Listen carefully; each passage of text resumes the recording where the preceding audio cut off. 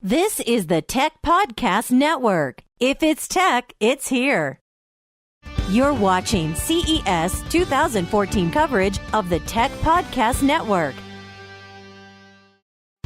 TPN.TV partners include Dropcam.com and their newest cloud-based web cameras. Visit TPN.TV/Dropcam. All right, next up, we have Jeff Jaffe. How you doing? I'm doing well. How are you today? World Wide Web Consortium. Cool. Yeah. Well, your cohort usually sits in on. No, it was ICANN. I'm thinking. I'm sorry. Yeah. World Wide Web Consortium. I'm thinking it's different things. I'm sorry. We're anyway, all related. Jeff, how you doing? How's the World Wide Web doing? The World Wide Web is doing great today. We're starting our 25th anniversary celebration. The World Wide Web was invented in 1989. Yep. By Tim Berners-Lee. Yep. And here we are at the beginning of 2014 celebrating our anniversary, and what better place than CES? Yeah, exactly. Agreed. You know, I do a podcast called The Day in Tech History. Mm-hmm. And every year it comes up to that time where I'm reviewing what I'm going to talk about for that day, and it's like you see everything unfold from when Tim Berners-Lee starts, working with the ARPANET protocol. Actually, that was they turned it on January 1st. Of 88, if I remember correctly. That was the core ARPANET. Yeah. And the internet as a lower layer was there for many years beforehand. Yep. But the web as the information sharing layer on top of the internet was invented. Actually, the date, if you're looking for the date, is March 12th. March 12th, exactly. March 12th, 1989. So it's coming but up. we're celebrating a little earlier. It's the right year. You can have your cake a few days early. CES is the place to do it because more and more we're seeing that the web is finding its way into consumer technologies. Okay. So when you look at the automobile, you got our key protocol, HTML5, is part of the infotainment systems here on the floor.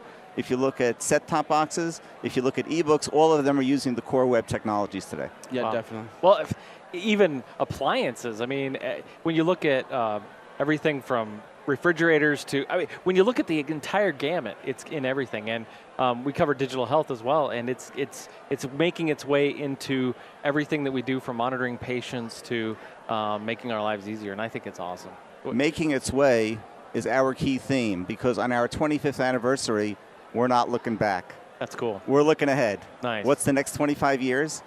How will web technology transform medicine, digital publishing, entertainment, of course, is a big one. That's what our focus is for our anniversary year.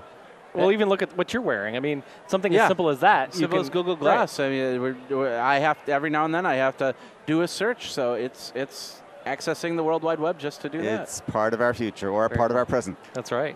So what do you got? Oh, go ahead. No, go ahead. Oh, well, so what do you see in the next few years as part of the web and what you guys are a part of? So the theme that we've been looking at recently is transformation of society, transformation of industry, and transformation of consumer behavior. And on each of those, we're seeing lots and lots of changes. The web is a publishing mechanism. For years, web publishing was quite different from traditional publishing, because web publishing wasn't high enough quality. Okay. But today, with very sophisticated styling on the web and all the advantages of mass distribution and being able to reach out to different kinds of devices, we see all of publishing moving to the web. Entertainment used to be on dedicated systems, but now we're seeing all of entertainment moving to the web. Yeah. Mobile, the way we communicate. We have a project called WebRTC, Web Real-Time Communications. All real-time communications is moving to the web as well. So what we see is the first 25 years, which started as accessing static, boring documents, but linking. You get to see everything. We've now moved it to a web of applications, a web of video, a rich, accessible web. Okay. I was just blown away by your last guest. Yeah. And we've put a lot into web accessibility, because since web is important to society, we have to make sure that the web can be accessed by anyone, independent of any disabilities that they may have.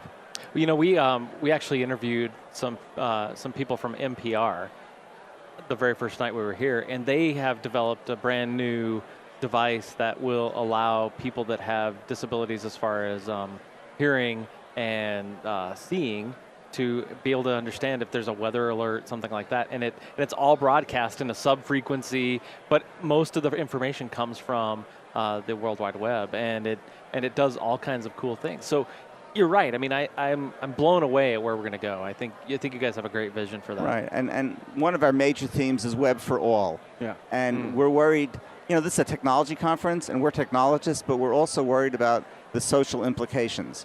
So we talked about accessibility, huge in the last couple of months, the focus on privacy, on security of the web. Those are all areas that we've worked on in the past, and we got more to do. That's part of the next 25 years. Great, good point. Well, we could talk about this for hours. Yeah. It's awesome. I'm a geek. I'm sorry. I love it. certainly And I do. I for some reason I just have to ask this question. But where can people find you on the web? Oh, wow. W3.org. W3.org. Very cool. I go there all the time to validate feeds and everything. So. Nice. Right on. So Jeff Jaffe, thank you very much for your time. It's great. Thanks. Jeff, Thanks for your time. thank you. Thank you very Thanks. much. I appreciate it.